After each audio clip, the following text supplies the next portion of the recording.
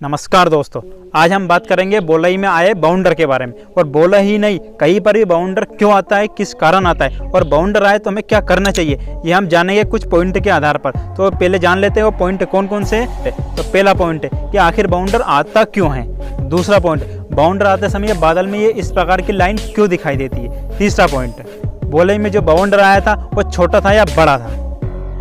चौथा पॉइंट, बाउंडर में पानी होता है या पानी के अलावा भी और कुछ होता है। पांचवा पॉइंट, बाउंडर खुले स्थान पर ही क्यों आता है। छठा पॉइंट, बाउंडर आए तो हमें क्या करना चाहिए। और सातवां पॉइंट, बाउंडर निकल जाने के बाद हमें क्या करना चाहिए। ये सब जानोगे आप इस वीडियो में, इसलिए वीडियो को अंत तक जरूर देखें। और यदि वीडियो पसंद आए तो वीडियो को लाइक करके चैनल को सब्सक्राइब जरूर कर लें। तो चलो हम वीडियो को शुरू करते हैं। हमारा पहले पॉइंट से हमारा पहला पॉइंट यह है कि बाउंडर क्यों आता है या बाउंडर कैसे बनता है। आप सबको पता होगा कि सूर्य के प्रकाश से जलवाष्प बनकर ऊपर आसमान में जाता है और आसमान में वहाँ ठंडी हवा से टकराता है और वर्षा करता है। लेकिन तापमान और आर्द्रता यदि प्रतिकूल हो तो जलवाष्प जैसे ही ऊपर जाता है तो वहाँ ठंडी हवा से टकराता है। लेकिन तापमान के भिन्न होने के कारण जलवाष्प ठंडा नहीं हो पाता है और वह बाउंडर का रूप ले लेता है। और बाउंडर का रूप लेने के बाद वह पृथ्वी पर आ जाता है। और कभी कभी बाउंडर इतना खतरनाक होता है कि वह बड़े बड़े भवनों को, बिल्डिंगों को तबाह कर देता है। हमारा अगला पॉइंट यह है कि बाउंडर आते समय हमें आसमान में ये इस तरह की लाइन क्यों दिखाई देती है। इसका सीधा सा मैं कारण मैं आपको बताता हूँ। आपने बोलई में जो बाउंडर आया था उसका वीडियो जरूर देखा होगा। उसमें आसमान में ये छोटी सी लाइन, मतलब ऐसी लाइन दिखाई देती है। इसका सीधा सा कारण ये है कि जब जलवाष्प गर्म जलवाष्प आसमान में जाता है, वहाँ ठंडी हवा से टकराता है, उस कारण से बाउंडर का निर्माण होता है। अधिकतर आसमान शांत रहता है और जो बाउंडर की जो स्थिति होती है वहाँ पे वो गोल गोल घूमती है, मतलब वो अशांत हो जाती है। तो पृथ्वी से देखने पर हमें इस तरह की लाइन दिखाई देती है। तो दोस्तों, अब हमारे तीसरे पॉइंट की ओर बढ़ते।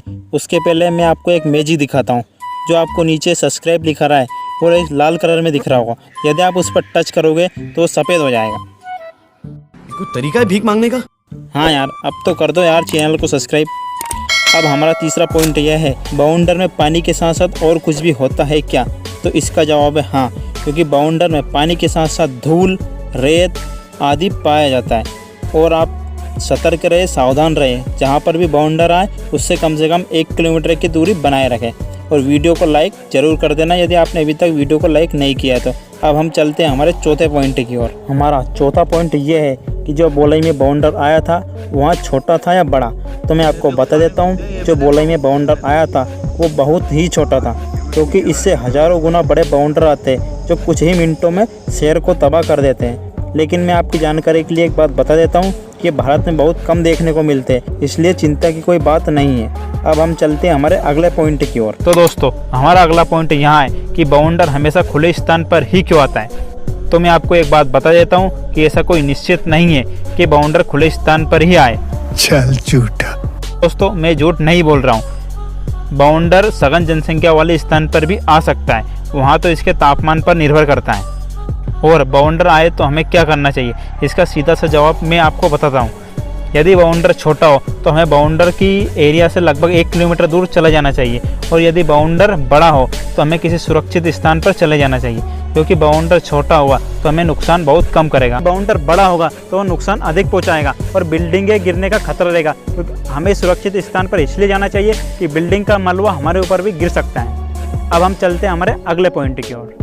तो दोस्तों, हमारा लास्ट पॉइंट यह है कि बाउंडर निकल जाने के बाद हमें क्या करना चाहिए। इसका जवाब भी मैं आपको दे देता हूँ। पहले तो बाउंडर निकल जाने के बाद हमें आसपास की अच्छी तरह साफ सफाई करनी चाहिए। उसके बाद यदि आपके बाउंडर ने ज़्यादा नुकसान पहुँचाया है तो आप गवर्नमेंट की हेल्प भी ले सकते हैं। तो दोस्तों, आपके इधर बाउंडर आया या नहीं, आप मुझे कमेंट करके ज़रूर बताएं। और वीडियो कैसा लगा और अच्छा लगा हो तो वीडियो को लाइक ज़रूर करें। और यदि आपने अभी तक चैनल को सब्सक्राइब नहीं किया तो जल्दी से चैनल को सब्सक्राइब करें। और यदि आप किसी अन्य टॉपिक के बारे में वीडियो चाहते हैं तो मुझे कमेंट करके ज़रूर बताएं। उस टॉपिक पे भी मैं आपके लिए वीडियो ज़रूर बनाऊंगा। धन्यवाद। अब हम मिलते हैं आपको अगले वीडियो में।